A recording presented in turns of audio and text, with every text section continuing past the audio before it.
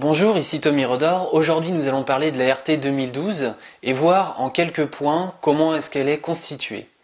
Alors, vous savez certainement qu'elle est obligatoire depuis le 1er janvier 2013 pour les particuliers et qu'elle va en fait remplacer le BBC puisqu'elle va au-delà et que derrière, on va se diriger vers le BPOS, donc le bâtiment à énergie positive aux alentours de 2020.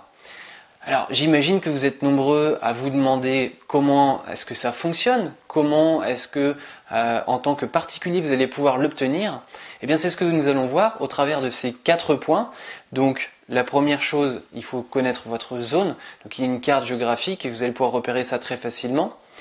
Ensuite on va parler du besoin bioclimatique que j'assimile à l'énergie gratuite.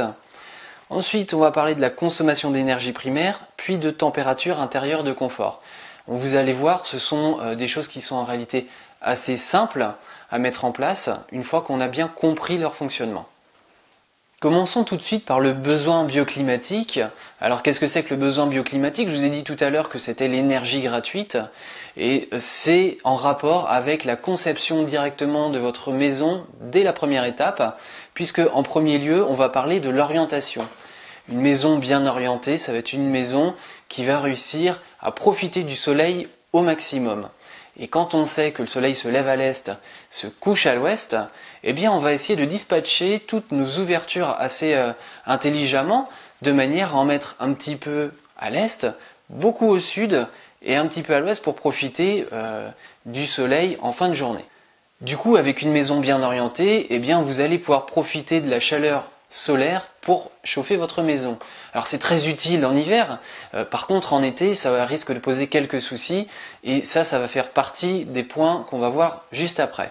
Vous allez aussi bénéficier de la lumière naturelle, ce qui va vous éviter une consommation trop importante d'électricité pour allumer, éteindre, voilà, toutes vos lumières. Une chose qui est importante, qui est prise en compte aussi dans ce point-là, c'est l'inertie. L'inertie, qu'est-ce que c'est? Eh bien, c'est le temps que met votre maison à changer de température. C'est notifié par un petit sigle, on dirait un Y à l'envers, qui s'appelle le lambda. C'est indiqué sur les isolants qui sont vendus.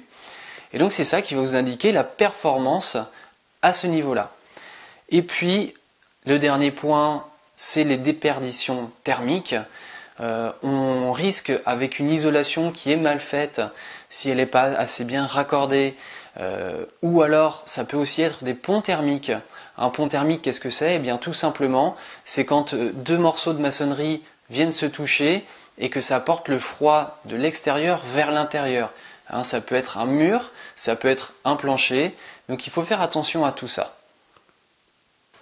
Le point suivant traite de la consommation d'énergie primaire, signifiée par un petit CEP.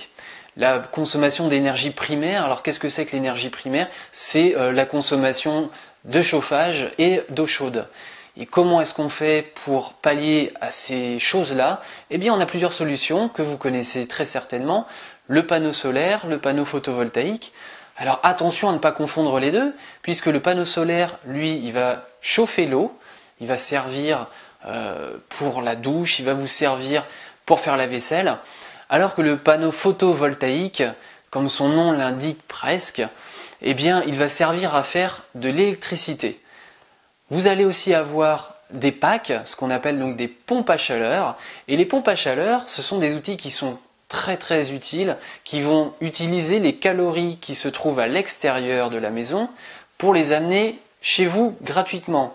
Alors quand je dis gratuitement, l'installation coûte quand même un petit peu cher. Mais on va aller chercher les calories qui se trouvent soit dans le sol, soit dans l'eau, ou soit dans l'air. Donc ça reste quand même une énergie qui est gratuite à la base, mais il faut rentabiliser quand même son système. Dernière chose, le bois aussi. Donc on va pouvoir utiliser des poêles, des poêles à granulés, des chaudières à granulés. Il y a toutes sortes de choses qui existent. Il faut savoir qu'en plus le bois c'est une énergie qui est vraiment très abordable. Je crois bien que c'est une des plus abordables d'ailleurs. Donc, à ce niveau-là, c'est un petit peu ce que vous allez pouvoir utiliser. Je vous en dirai un petit peu plus dans une prochaine vidéo, mais vous savez déjà l'essentiel de ce point. Et enfin, le dernier point, la température intérieure de confort, qui est surnommée le TIC. Alors la température intérieure de confort, à quoi ça sert? Comment ça fonctionne? Eh bien, la première chose, ça va être d'avoir des ouvertures qui sont bien étanches à l'air. Parce que c'est quand même assez désagréable d'avoir un petit filet d'air qui vient vous chatouiller quand vous êtes en train de regarder votre film. Ça peut être agréable l'été, mais l'hiver, c'est très désagréable. Vous allez aussi devoir vous protéger des vents du nord et des vents de l'ouest. Alors les vents les plus froids, ce sont ceux du nord. Vous avez plusieurs solutions.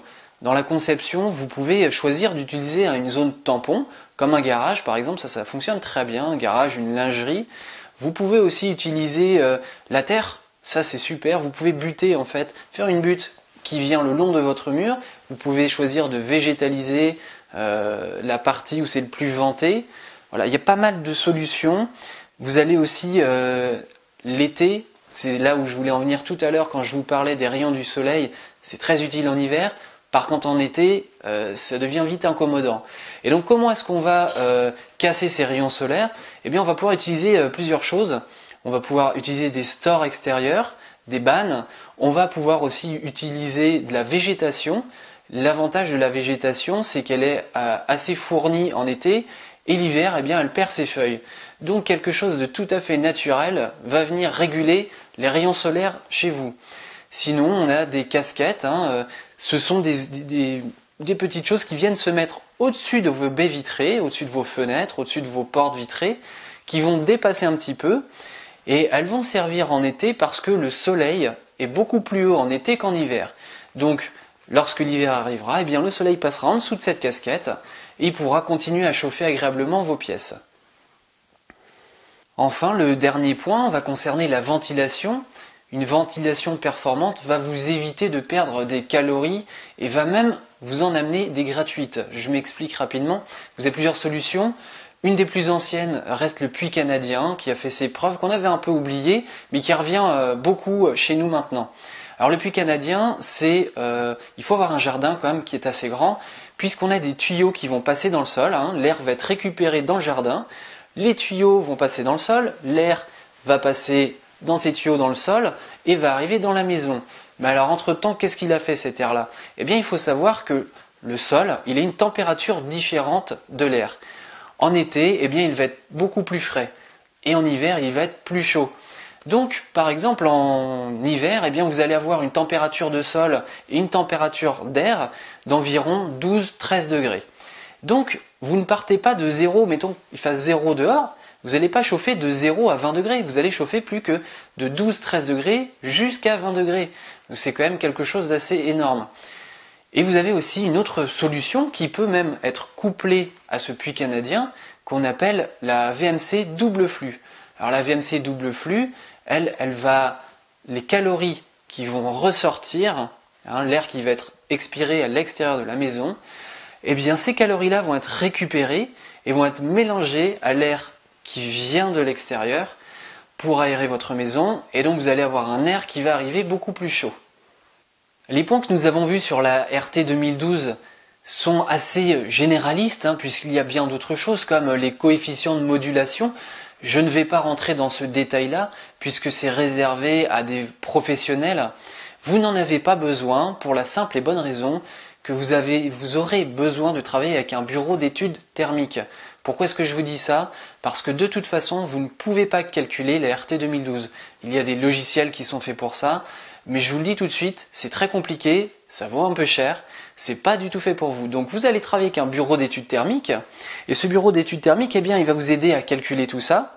Vous allez faire un petit jeu de ping-pong, et ils vont orienter tous les points que vous avez à travailler. Ils vont vous demander donc vos plans, vos devis, où les performances vont être indiquées au niveau de l'isolation. Ils vont vous demander aussi des devis au niveau de vos ouvertures extérieures. Et donc à partir de là, vous allez avoir des directives et puis vous allez travailler de concert et à la fin, ils vont pouvoir vous fournir directement votre attestation.